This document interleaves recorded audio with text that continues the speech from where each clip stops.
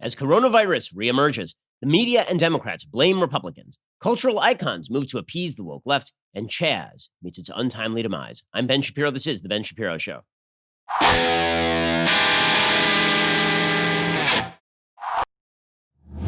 Today's Ben Shapiro Show is sponsored by ExpressVPN. Your online activity should not be public. Protect yourself at expressvpn.com/Ben. Well, I want to get to everything COVID related in just a moment. First, I do want to announce a piece of actual good news. I actually think this is very good news. So NASCAR released a photo of the noose that wasn't a noose in Bubba Wallace's garage. And it looks like a noose. It does. I mean, there's a picture, and I am not an expert on knots in any way. If I had seen this, I would have thought this looks like a noose. I would have. I don't know why NASCAR didn't release it in the first place. The FBI did a full investigation. Apparently, they found that this was the only hand-tied pull-down rope in all of NASCAR that looked like this. So to be immediately suspicious of this would not have been wrong. For NASCAR to be suspicious wouldn't have been wrong. For Bubba Wallace to be suspicious of this wouldn't have been wrong. So I'm very glad about that because honestly, race hoaxes are really bad. People just making mistakes, that's like normal human life.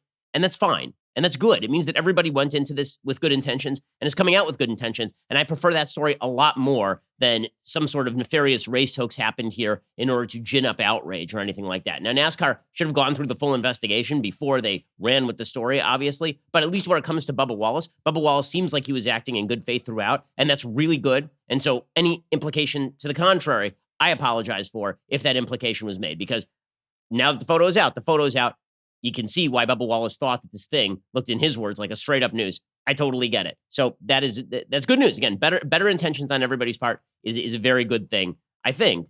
Right? I mean, good intentions is better than bad intentions. Just as I said that Bubba Wallace should be happy, as he said yesterday he was, that this wasn't a hate crime. I am very happy that nobody was trying to put anything over on anybody. It was just a good faith mistake. That's a much better story for the country all the way around. Okay, so meanwhile, coronavirus is resurging across the United States, also in Europe. So people are neglecting that it's resurging in Europe. The reason they're neglecting that it's resurging in Europe is because there's a narrative the media have to push. The narrative the media are pushing in the United States is that it's only happening in red states. It is not happening in blue states. Now, on its face, that is simply not true. It is resurging very, very strongly in California right now. LA County is apparently now the county with the most coronavirus cases in America.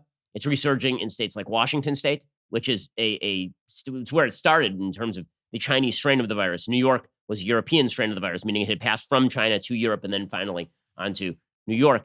So it's just inaccurate to suggest it's only red states that are experiencing this. But the media's new game is to pretend that blue state governors have been doing an amazing job with this and red state governors have been doing a terrible job with this. We'll get to that in a second. It isn't really true. But one of the big problems with that narrative is that this thing is resurging all over the world. It's not just resurging in the United States. It's resurging in Europe as well. According to the BBC, in 11 places, including Armenia, Sweden, Moldova, and North Macedonia, accelerated transmission has led to a very significant resurgence, said Regional Director Dr. Hans-Henry Klug.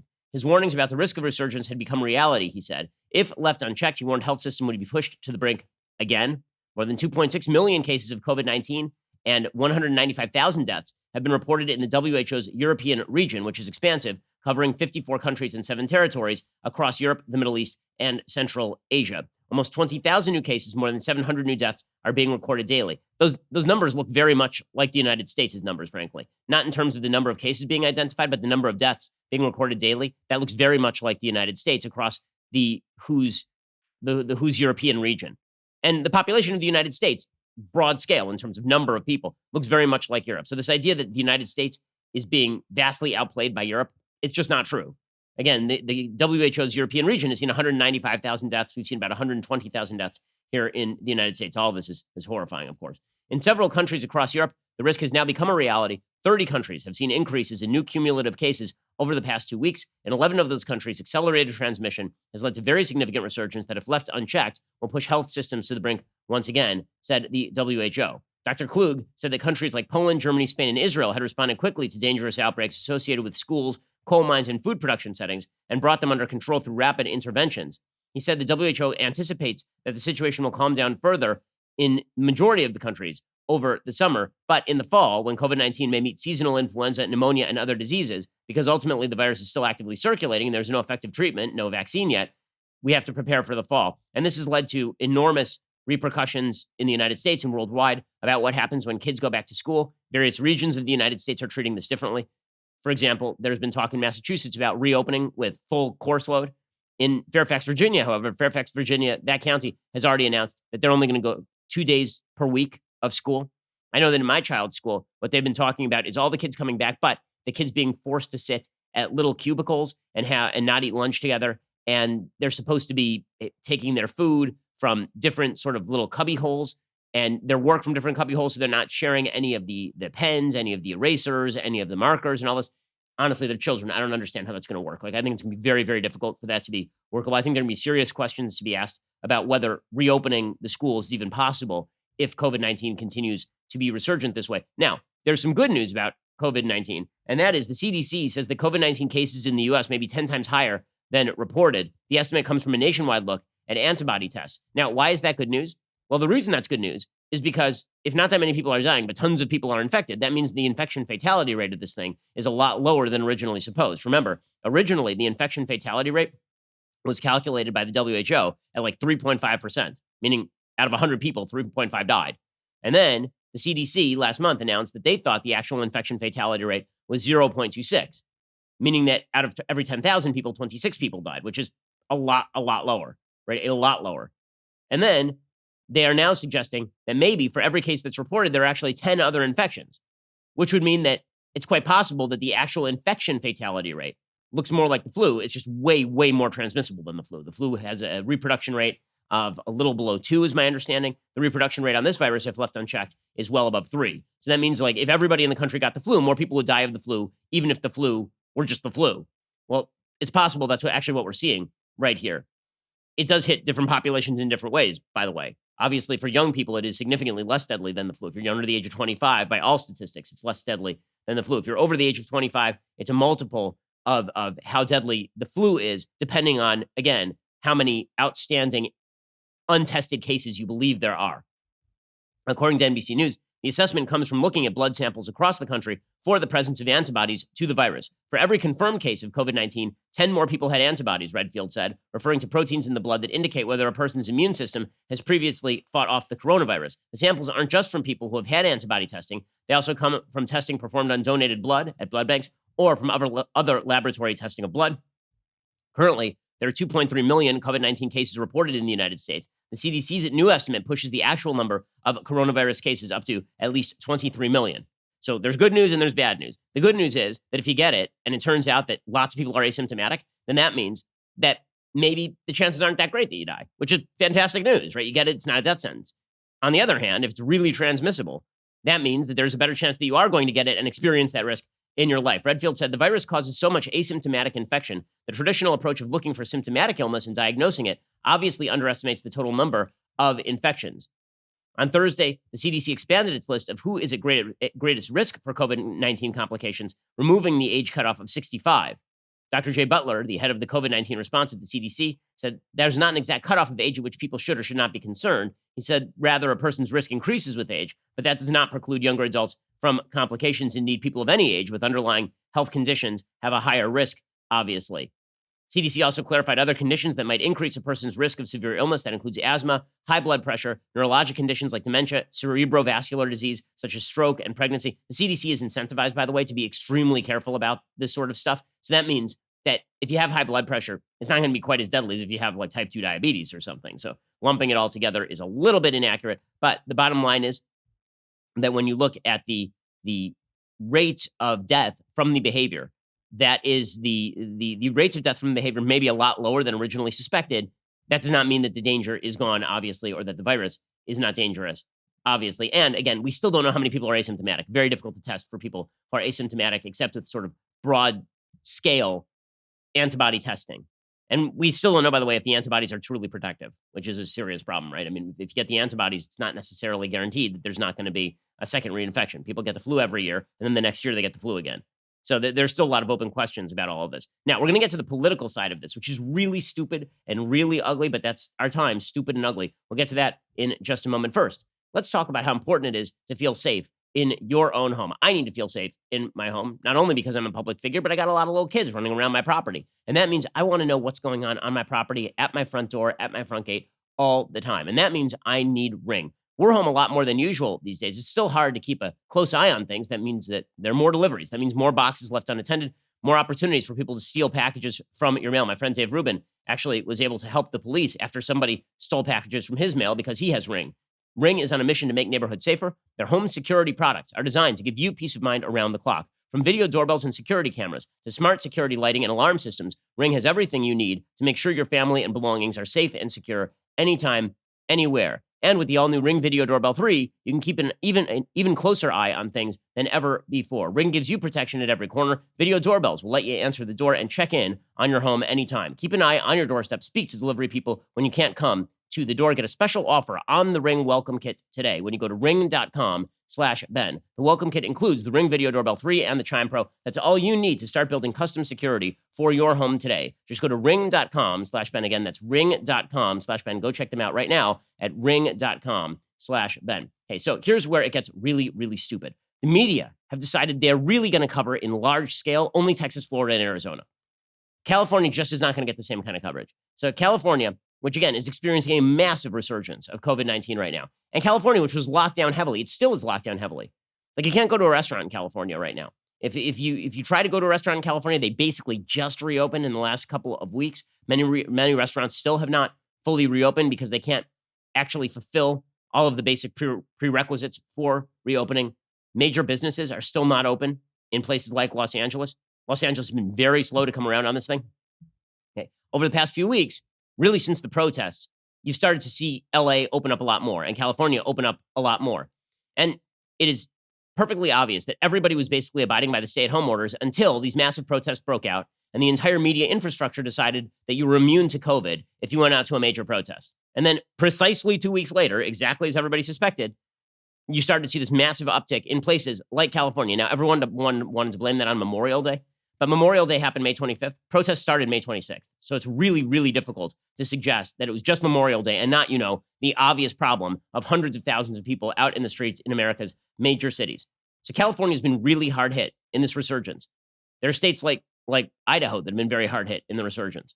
Washington State, which, as I say, was a starter state for this thing, has been very hard hit in the resurgence. But the media have decided they're only going to cover Abbott and DeSantis.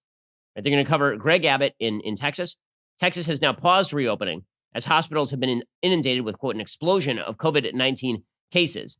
Officials in Texas yesterday reported 47 more deaths, nearly 6,000 infections, a, quote, unquote, grim new daily record. Now, worth noting, New York State yesterday still recorded, I believe, more deaths than that. So New York is supposed to be in the downswing of this thing, and they are. But even in their downswing, they're recording more deaths on a daily basis than, I believe, either Texas or Florida, if not more than absolutely in the same ballpark. The governor of Texas hit the brakes on reopening his state Thursday as hospitals were inundated with an explosion of COVID-19 cases, according to NBC News.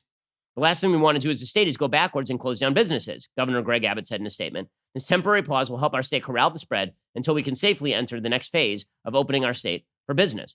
Abbott urged all Texans to do their part to slow the spread of COVID-19 by wearing a mask, washing their hands regularly, socially distancing from others. He said the more we all follow these guidelines, the safer our state will be, the more we can open up Texas for business. Now, that makes perfect sense. Again, I've been saying for a long time, if you want the economy to be reopened, then put on a mask. Like, seriously, slow the spread of the thing. Make sure the elderly aren't being killed. The question is what good policy looks like here. Here's what good policy looks like to me. And I've been saying this literally for months. Protect the elderly and the vulnerable, particularly at the nursing homes where a disproportionate number of deaths have taken place. Wear a mask if you're in a public place where this thing is easily transmitted. And socially distance if you can.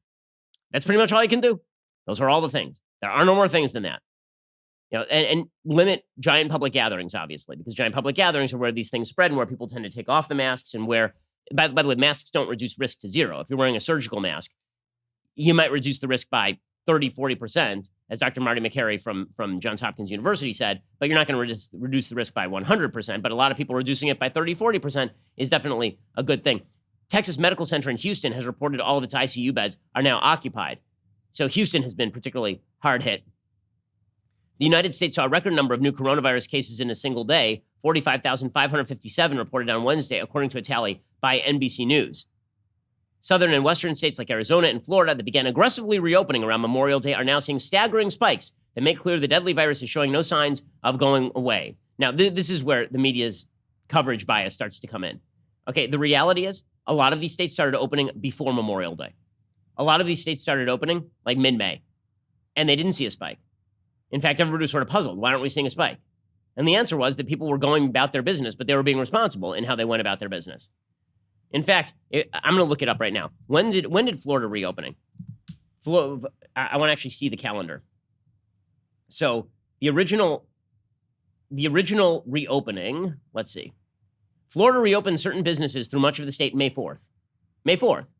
Right, starting May 4th, restaurants were allowed to offer outdoor seating with 6-foot spaces between. So they started their reopening May 4th. Nothing for a month. Nothing for a month.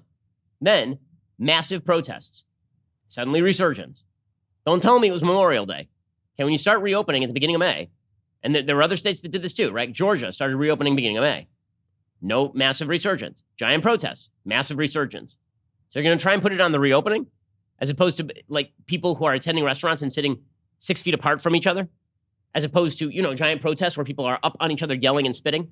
And by the way, the yelling and spitting is a key thing here, right? One of the chief vectors of the spread of COVID-19 is projection.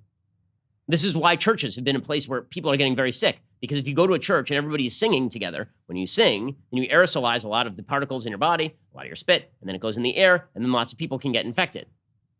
But again, the media are focusing only in on Florida and Arizona. They're trying to blame Republicans for this, is the bottom line.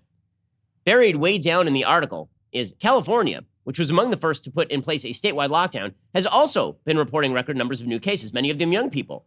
And there was no evidence yet that the Black Lives Matter protests that swept the nation after the police killing of George Floyd were fueling the sudden rise. Okay, so you're going to have to explain why California, which has been completely locked down but allowed massive protests, is also seeing a significant spike. Where was the other giant public activity? It did not exist. I'm from LA. No one was going out of their house. Then LA was locked down during curfew. And then, shockingly, the cases rise.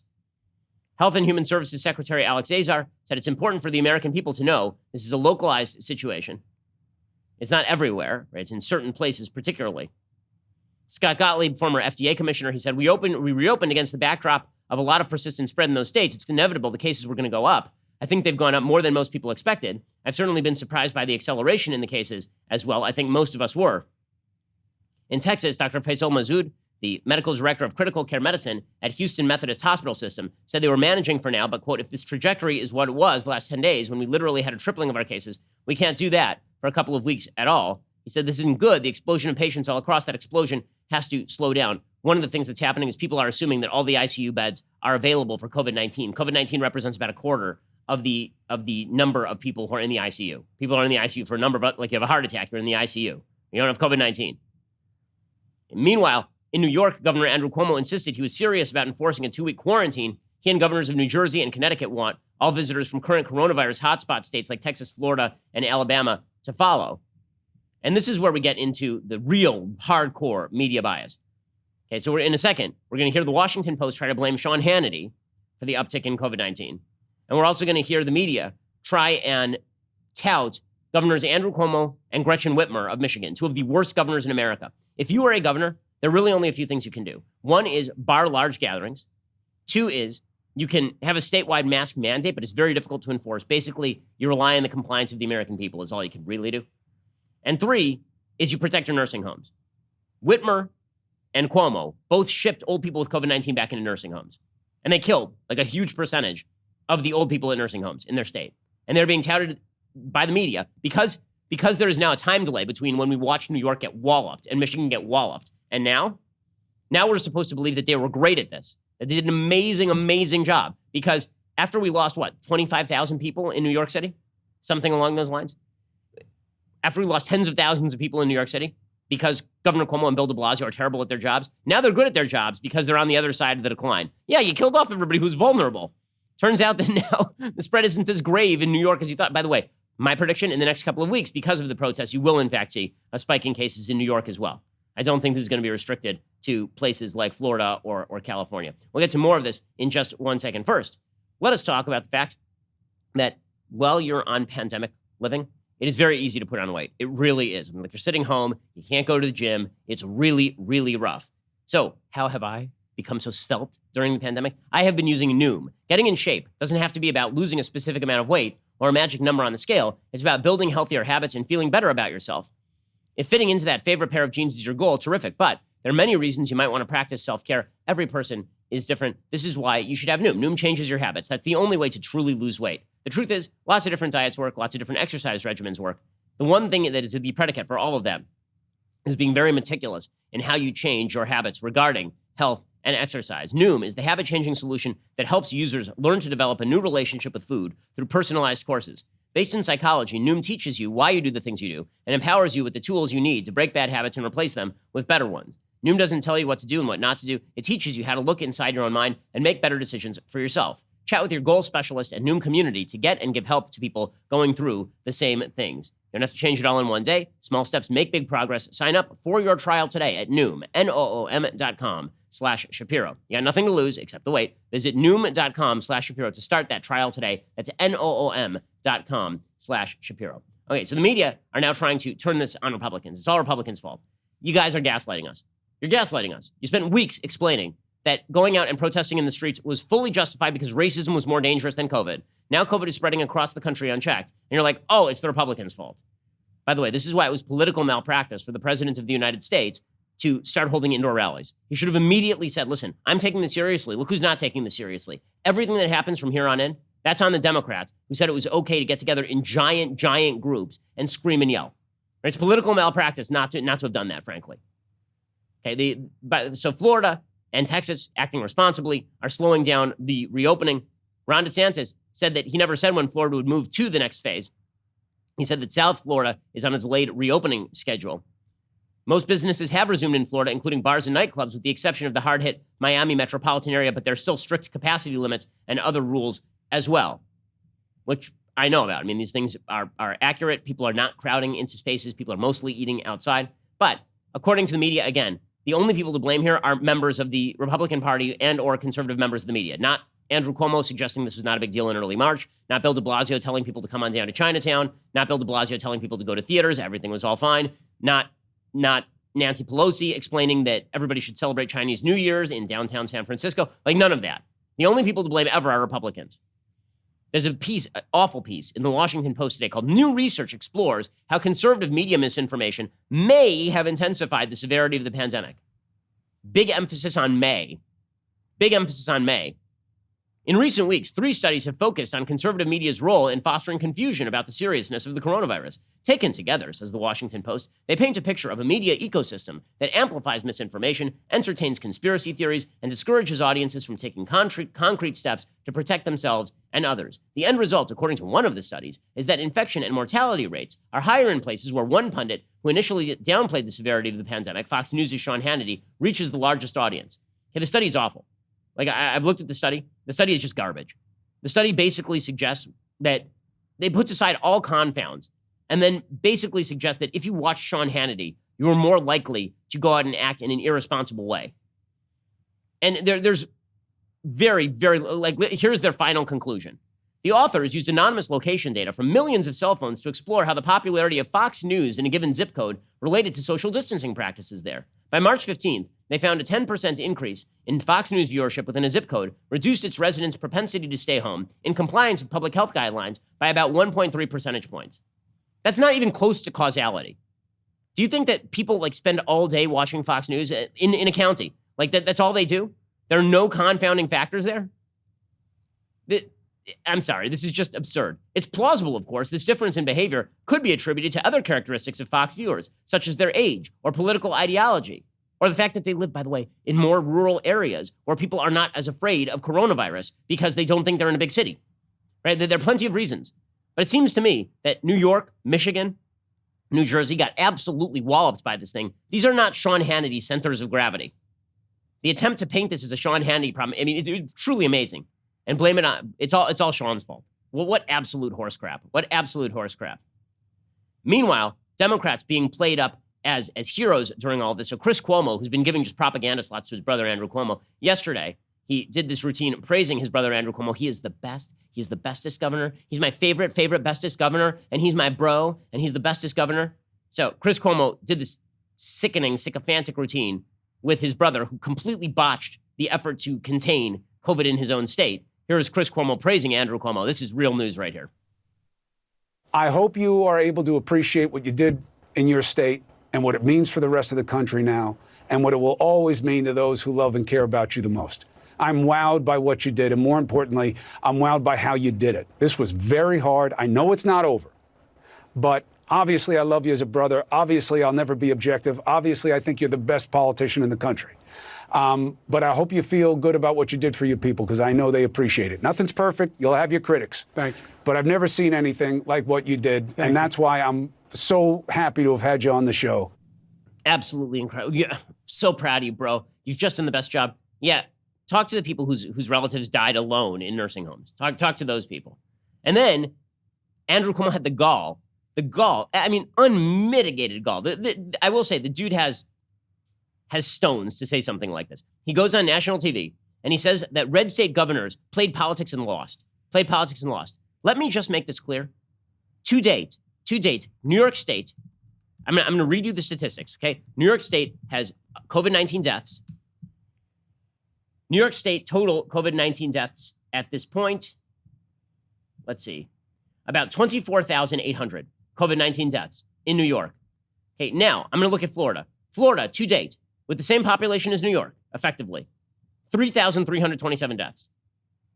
Okay, New York, again, just so I can repeat that, slowly, for those of you in the mainstream media who don't seem to understand basic statistics.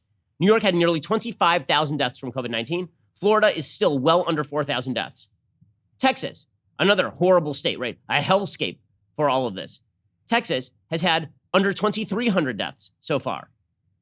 Okay, Arizona, right? Another hellscape, completely botched because of terrible, terrible Governor Doug Ducey, has had less than 1,500 deaths so far. But don't worry, Andrew Cuomo's the real hero in this. Here's Andrew Cuomo explaining that it was the Republicans playing politics and they lost. How is it possible that they lost when you're the one who lost almost literally 10 times the number of people in your state with the same population? Explain, Andrew Cuomo, explain. Look at the numbers. You played politics with this virus and you lost. You told the people of your state and you told the people of this country, White House, don't worry about it. Just open up, go about your business. This is all democratic hyperbole. Oh, really? Now you see 27 states with the numbers going up. You see the death projections going up. You see the economy going down. It was never politics. It was always science. And they were in denial, and denial is not a life strategy. Okay, they're in denial, and then denial is not a life strategy. No one's in denial except for you. Okay, you were the one who's shipping people with COVID-19 back into nursing homes and then blaming Trump for it and pretending that it was all about Trump, not telling you the source of the virus was Europe, not China.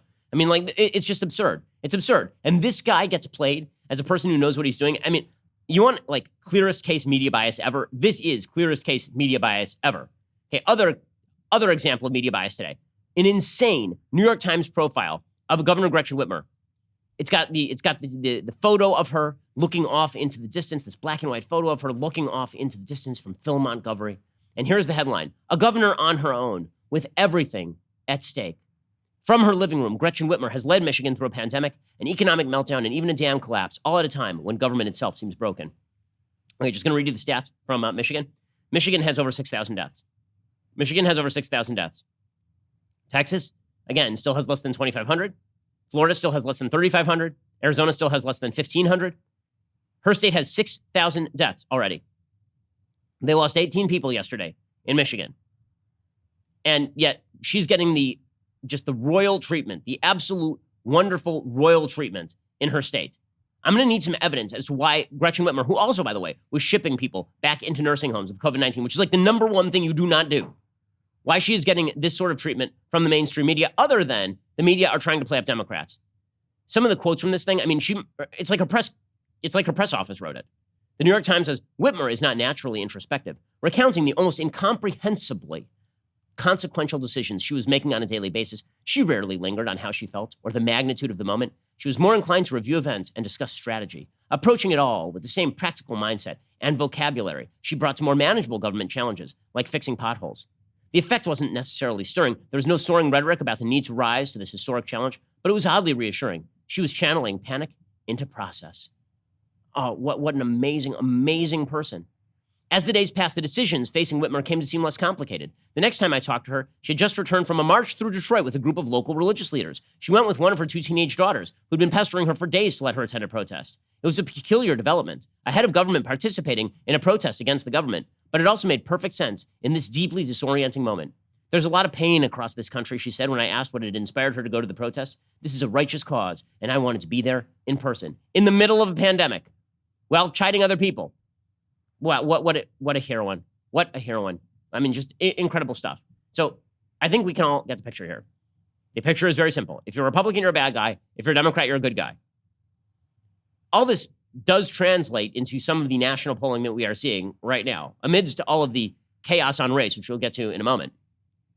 Amidst the fact that this pandemic continues to spread across the country somewhat unabated. The death rates are significantly down, but still, obviously, it's a dangerous virus. People think that, according to particular estimates, there'll be 200,000 people dead by the end of summer, which obviously would be a tragedy of historic proportions. President Trump is down in even the Fox News swing state polls. According to Fox News, President Trump is down 9 in Florida, 49-40. He's down 2 in North Carolina, which he won last time, 47-45. He won all of these states, by the way. Biden is up 2 in Georgia, 47-45. And Biden is up 1 in Texas, according to the Fox News poll. Okay, if those polls are anything close to accurate, then the president's got a serious problem. Meanwhile, Joe Biden is just basically sleeping through this campaign. I mean, really sleeping through it. Where is his great leadership? This isn't about Trump. It's not about Biden's great leadership. This is almost solely about Trump's behavior. Truly. The American people are not willing to undergo a pandemic without leadership. They're not willing to watch statues torn down and the country riven by race riots without any sort of leadership. They're not willing to see republics of CHAZ set up without any sort of presidential leadership. This is not about Biden. The way you can tell it's not about Biden is Biden still ain't cracking 50%. In the national polling, the ones that show him up like 14%, it shows him at like 50 to 36. It's not showing him at 60 to 40. It's not showing him at 60-40. It's not showing him 55 to 40. It's showing him at 49, right? He's always below 50, which means that this is not about Joe Biden. It is purely about the unpopularity of president. And that makes perfect sense. What Joe Biden right now is showing is that it is very difficult, literally, to beat a dead horse. That's what we're seeing right now. It is almost impossible to beat a dead horse because that's all he is. He's just a stand-in for inanimate object. Now, as we're about to discuss, he actually is not an inanimate object, and that's what's dangerous. What makes him a dangerous candidate is the fact that how he acts as president is not going to be anything like the dead horse that he is as a candidate. And he is, obviously not performing as a candidate. People are like, it's a brilliant campaign. No, it's not a campaign at all. He understands that all his campaign has to be is just there. It just has to be breathing. And that's pretty much all you're getting. I mean, even when he's supposed to be speaking about things like COVID, he's just blowing it, right? I mean, he said yesterday that we have 120 million dead from COVID, which I feel like would be bigger news if that were true. Here was Joe Biden staggering his way through another interview. But this guy's in the lead, and he's only in the lead for one reason: the feeling of chaos, the feeling of volatility, and the feeling that these things aren't getting locked down, and that Joe Biden represents some sort of return to normalcy. Now, as we will see, he does not represent a return to normalcy. That's what makes this election so dangerous. Here's Biden. People don't have a job. People don't have anywhere to go. They don't know what they're going to do. And a lot of people you have unnecessarily. Now we have over 120 million dead from COVID. 120 million dead from COVID. Wow. Figured wouldn't known about that. Okay, we're going to get to in a second why it's dangerous for this man to become president of the United States, because the quick spoiler alert, the answer is because Joe Biden, like most members of the Democratic Party, he's beholden to his radical left. It's hard to portray him that way because he's old and because he's doddering and because he's unthreatening and because he explicitly disassociated from sort of the Bernie Sanders wing of the party. But he won't actively disassociate from some of the more radical planks that people in his party want. He's a weakling, in other words. We're going to get to that in a second. First, right now, let's talk about the fact that anybody who runs a business, you got to be on top of your numbers right now. Like, everything is so volatile, you must be granular in your approach to your own numbers and your own data. So what you need is NetSuite by Oracle. It's the world's #1 cloud business system. Finance, HR, inventory, e-commerce, everything you need all in one place. So you save time, money, and headaches. Whether you're doing $1 million or hundreds of millions in sales, NetSuite will give you the visibility and control so you can manage every penny with precision. Join over 20,000 companies who trust NetSuite to go faster with confidence. NetSuite has surveyed hundreds of business leaders, assembled a playbook of the top strategies they are using as America reopens for business. Receive your free guide, 7 actions businesses need to take right now. Schedule your free product tour at netsuite.com/Shapiro. Get your free guide. Schedule that free product tour right now at netsuite.com/Shapiro. That's netsuite.com/Shapiro. Go check them out right now. You want to be on, again, you can't afford to not be on top of your data. That's where all the efficiency gets lost, and that might be your entire profit margin. It might be your ability to run a successful business. Make sure that all your business systems are integrated. We are at Daily Wire. You should be too. Go check out NetSuite by Oracle today. Receive that free guide, 7 actions businesses need to take right now. Schedule that free product tour at netsuite.com/Shapiro. That's netsuite.com/Shapiro. Shapiro. Okay, so the reason that Joe Biden remains a danger to the country, despite the fact that he's effectively senile and not with it at this point, is specifically because he is not going to be stymieing his left-wing base. The left-wing base is taking control of the party completely. How do you know this? Well, over the past several days, there has been this real push, this very, very hard push to tear down all the statues, right? Not just the statues of Confederate generals, to blow up Mount Rushmore. I mean, I predicted this, but there's a campaign afoot to change Mount Rushmore. There's a campaign afoot to get rid of the Jefferson Memorial. And there's a campaign to get rid of statues of George Washington. Nancy Pelosi is now caving to this. So Nancy Pelosi was asked yesterday about tearing down statues. And she said, well, maybe we should consider whether any statues ought to exist. I mean, this is wild stuff. These mainstream Democratic politicians who run the party caving to the woke base of their party that wants to rip down statues of the founders of the country, which again is endemic of a certain ideology that is truly ugly about the United States. Here is Nancy Pelosi yesterday with the Washington Post. These Confederates, Jefferson Davis, Alexander Stephens, they committed treason against the United States in the name of slavery. I think that's a different story. But you know what? Subject everything to scrutiny and make a decision. But I do think we should do it in a safer way rather than a more dangerous way. Subjected all to scrutiny. Jefferson, Washington. Right? She says, yeah, it's different. It's different for like Jefferson Davis, which of course is true. But then she's like, well, maybe let's consider all of it. Joe Biden's campaign, when I say that this has infected the entire Democratic infrastructure, so the Daily Caller reached out to the Biden campaign and asked them if the former vice president agrees with Democrats who want to tear down statues of George Washington, Ulysses S. Grant, Theodore Roosevelt, and some depictions of Jesus. The campaign was given over 24 hours to respond to the inquiry. They did not do so. That is not a shock at all. Of course they're not going to do so. The entire campaign of Joe Biden is to play dead, to appease his woke base. Now, what will he do when he's in office? So I don't think he's stupid enough to actually attempt to tear this sort of stuff down, but I also do not think that he is in control of his own party. And I think that his own party has gone so far off the rails at this point that it's being dictated to by the likes of Nicole Hannah-Jones, the founder of the 1619 Project. And Nicole Hannah-Jones, there's a whole now nationwide discussion prompted by a bad essay by Nicole Hannah-Jones on slavery reparations that likens the death of Michael Brown to lynchings from 1910 in Oklahoma. I mean, it's an absurd piece. It's being discussed ad nauseum on television today because the Democratic Party has been taken over by the wokest members of their political clique. By the way, I think it's important to note where Nicole Hannah-Jones is coming from. So here's the thing. If you wrote something like 25, 30 years ago, and then you repudiate it and you say, yeah, that was a bad idea, that was a stupid thing to write, I get it. I've done it myself. Right? I was writing from the time I was 17 years old, and when you write publicly, you're subjected to scrutiny, as you should be. I have an entire list online of things that I have said from the time I was young that I regret having said and thought was stupid or bad. Right? That's all normal. That's a normal thing in public discourse. So it is not outside the realm of reality to ask about Nicole Hannah-Jones, about this letter to the editor that she apparently wrote. This is according to The Federalist reporting today. Jordan Davidson reporting over at The Federalist. A letter from Nicole Hannah-Jones to the editor of the school newspaper at Notre Dame. Now, this doesn't mean anybody should be canceled. I'm not saying Nicole Hannah-Jones should be canceled. She shouldn't be canceled. In fact, I think it's very good that the New York Times is just allowing her free reign over there so we can see that the New York Times is a trash compost heap, that it's just garbage. Because, frankly, the 1619 Project is garbage in and of itself enough that, I don't need further cause to think that Nicole Hannah-Jones is very bad at her job. I've read you enough quotes of her saying crazy things that I don't think you need more proof that she's bad at her job. But it does go to the question of sort of motivation and whether she has changed her opinion on any of this stuff, because it's coming from a lot of the same places. Here is what she wrote back when she was in college. She wrote, I find it hard to believe that any member of the white race can have the audacity and hypocrisy to call any other culture savage. The white race is the biggest murderer, rapist, pillager, and thief of the modern world. Europeans have colonized and destroyed the indigenous populations on every continent of this planet. They've committed genocide against cultures that have never offended them in their greed and insatiable desire to control and dominate every non-white culture. Christopher Columbus and those like him were no different than Hitler. The crimes they committed were unnecessarily cruel and can be only described as acts of the devil. Africans had been to the Americas long before Columbus or any Europeans. The difference is that Africans had the decency and respect for human life to learn from the Native Americans and train technology with them. This is a weird thing. The pyramids of the Aztecs and the great stone heads of the Olmecs are lasting monuments to the friendship of these two peoples. Well, that's an interesting take on where those monuments came from. But as David Walker wrote in his appeal of 1829, the white men acted, quote, more like devils than accountable men. Whites have always been an unjust, jealous, unmerciful, avaricious, and bloodthirsty set of beings, always seeking after power and authority.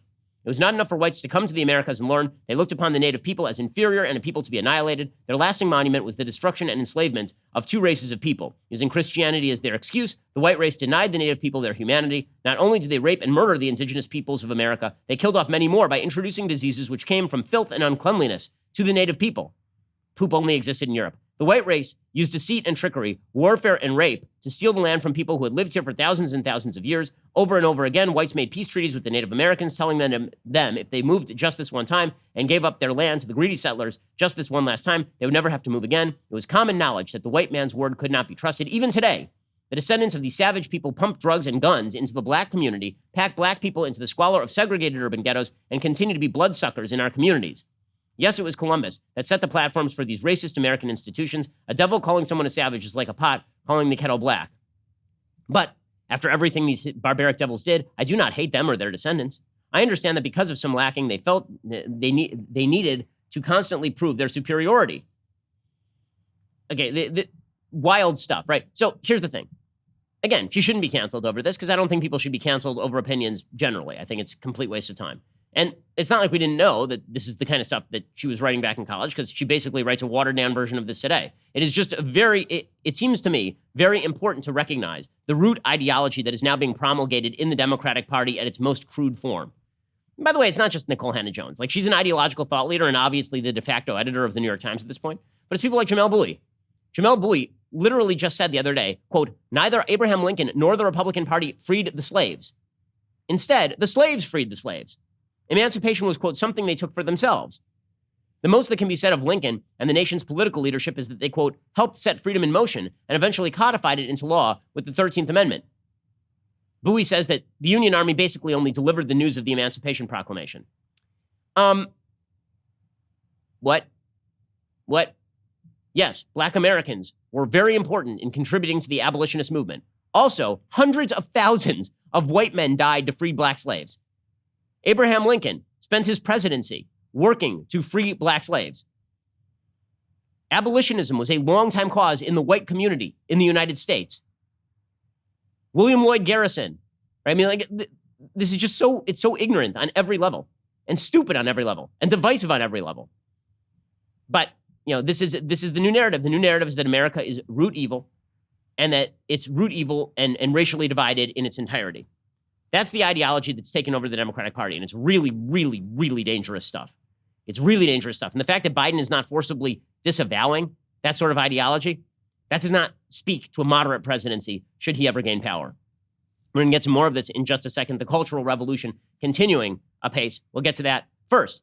Everybody needs a great pair of wireless earbuds these days. But before you go dropping hundreds of dollars on a pair, you need to check out wireless earbuds from Raycon. You already know Raycon earbuds start about half the price of any other premium wireless earbuds on the market, and they sound just as amazing as the other top audio brands you know. Their newest model, the Everyday E25 earbuds, are their best ones yet. 6 hours of playtime, seamless Bluetooth pairing, more bass, a more compact design that gives you that nice noise-isolating fit. Raycon's wireless earbuds are incredibly comfortable. They are perfect for conference calls or binging podcasts.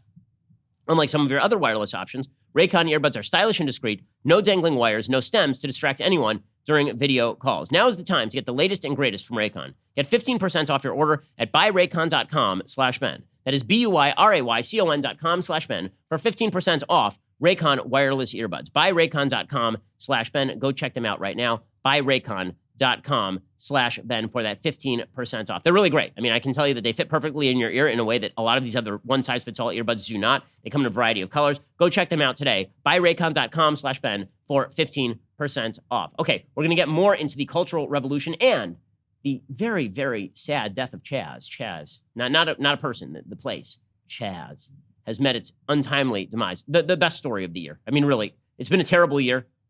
CHAZ is a fantastic story. We'll get to that in just 1 second. First, if you've never pre-ordered a book before, make this your very first time pre-ordering a book, because I think my most important book, and I really like Right Side of History. I think this is a more important book for the time.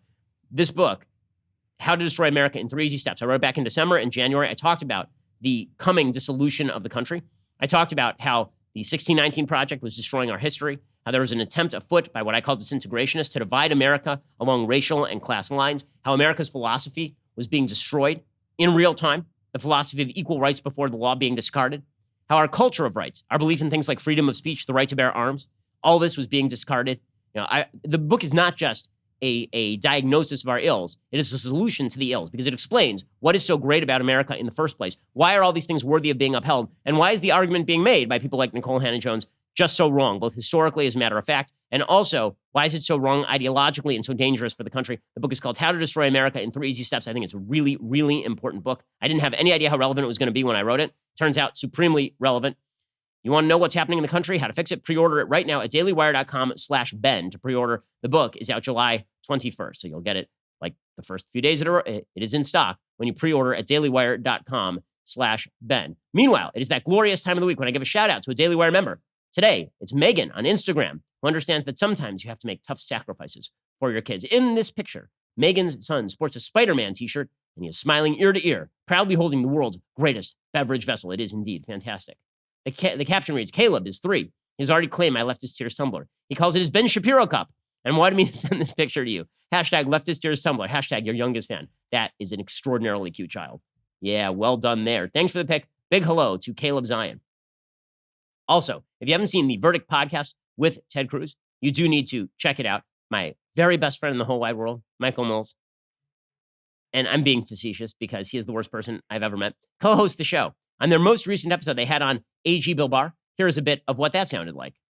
We are seeing strong evidence of coordination in many of these violent episodes.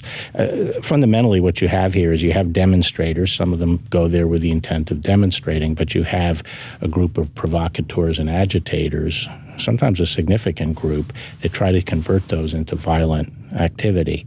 And they seem to be very well coordinated when they show up. Alrighty, so check that out wherever podcasts are found. Try to ignore the fact that Knowles is on the show and enjoy Senator Cruz along with AG Barr. Also, go subscribe. We have a Reader's Pass. It's less than $1 a month to get started. So go check it out right now. Become one of our members. We have like all access lives where I hang out with you and I sing weird songs and we do weird voices. And it's very odd, but people seem to like it. Go check it out right now. dailywire.com/subscribe. You're listening to the largest, fastest growing conservative podcast and radio show in the nation.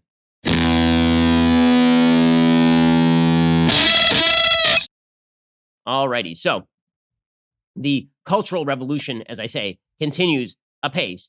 There's now a push to replace the Star Spangled Banner because it was written by Francis Scott Key. There's a piece by Lindsay Parker, the editor-in-chief of Yahoo Music, suggesting that we replace, I am not kidding you, we replace the Star Spangled Banner with Imagine, with the worst song ever written in human history. And by the way, maybe we should just do it. We've fallen further from God's grace every day here in this country. And I think that if God has really decided to punish us this way, perhaps Imagine is the final shameful adoption of that which has become our national credo, a nation without any sort of principle, borders, religion, concept of sin, a vindictive, horrifying nation of people enacting intolerable cruelties like singing Imagine to them on each other. So there's a push to get rid of the national anthem. Also, it's all stupid posturing at this point. Mayor Bill de Blasio wants to paint Black Lives Matter on the street outside Trump Tower, which is just idiotic. Congratulations, Mayor de Blasio. You solved all the problems in New York City, including the massive spate of shootings that has happened in your city over the last 14 days because you have decided to castrate the police. So more dead people, but also paint on the sidewalk to make fun of Trump. You owned him. You owned him. All those dead people, they feel really great about Mayor Bill de Blasio painting crap outside. I love that you're painting Black Lives Matter outside Trump Tower while black people get shot in New York. Really, it's the irony is I think lost on very few people. Really, really amazing stuff. And Trump is so easily goaded. He then tweeted in response. He said, he referenced de Blasio's plan to, quote, paint the fabled and beautiful Fifth Avenue right in front of Trump Tower / Tiffany. And then he went after Black Lives Matter and pointed out that the Black Lives Matter group is incredibly radical, which of course is true. But these sort of fulminations, are these super useful? Meanwhile, even sort of minor violations of our new creed in America must be expunged. So good news, they're changing Splash Mountain. Splash Mountain will now be the Princess and the Frog. Do I really care about that? Not really. I kind of like Princess and the Frog. And if you ever go to, I'm a big Disneyland person, we have annual passes. If you ever go to like Mickey's Magical Map, the culmination of that whole show is a number from Princess and the Frog. So it's a lot of fun. You want to do that? Fine. It's on Disney to do that. That's cool. But the reason they are doing it is because apparently Splash Mountain was giving out like subtle racist messages because it uses Zippity Doodah, which comes from Song of the South, which is an actual racist cartoon. But nobody who has ever sung Zippity Doodah for the last 50 years is aware of the origins of Zippity Doodah. Like no one. I've been on Splash Mountain 1,000 times. It has never occurred to me it has anything to do with race at all. They're not even people on the ride, right? It's Brer Rabbit and the weird bear and all this. Like that. Okay. Anyway, they're changing that because even the mildest hint of something bad in history has to be expunged. Also, the Dixie Chicks are changing their name. They're no longer the Dixie Chicks. Now they will be known as the Chicks, which doesn't really seem to me to solve the problem. I feel like that's just radically sexist. Shouldn't they be the Wimicks? Right? Shouldn't they be the pronoun of unspecified gender? Like chick seems a little bit demeaning, the Chicks. So they're getting rid of Dixie because apparently this means that like if you ever say Dixie, so how like Winn-Dixie, does Winn-Dixie have to change its name? If you use the term Dixie, which is like a geographic region, if you use that term, do you have to get rid of it? By the way, was anybody under the misimpression that the Dixie Chicks were like Confederates? I'm just wondering. So all of this seems very stupid, but the good news is at least we can find humor in this stupidity. So this is the best story of the day. CHAZ is falling apart, guys. It's falling apart. And it's falling apart in the most hilarious possible way. Apparently people are just leaving. People are fleeing the beautiful, beautiful landscape of democracy-ridden CHAZ, right? A block party of joy where people are just getting shot kind of randomly. They're just leaving this peaceful preserve away from the predations of American capitalism and the brutality of America's racist cops. And they're fleeing this wonderful utopia for the racist, violence-ridden hellscape of the United States. So they've left the independent Republic of CHAZ and they're moving back into the United States. A statement from a Twitter account that claims to be associated with the protest zone said, only a few people remain in our beloved CHOP. Only a few people. That's the super, super sad stuff. By the way, Mayor Jenny Durkin, who had declared this thing like democracy protest and all of this, she had said that we're going to clean this thing out in the next few weeks because it turns out people keep getting shot in Utopia. Thousands of protesters occupied it, and then everybody left. By the way, a bunch of business owners now suing the city properly for not protecting their property properly. Hip-hop artist and de facto CHOP warlord Raz Simone acknowledged the protesters have drawn attention from critics. He says the protesters of CHAZ have targets on their backs. That is an issue. A lot of peaceful protesters are being harmed. So it's sad that's where we're at in America. You're not in America. You're in CHAZ. So that's on you, dude.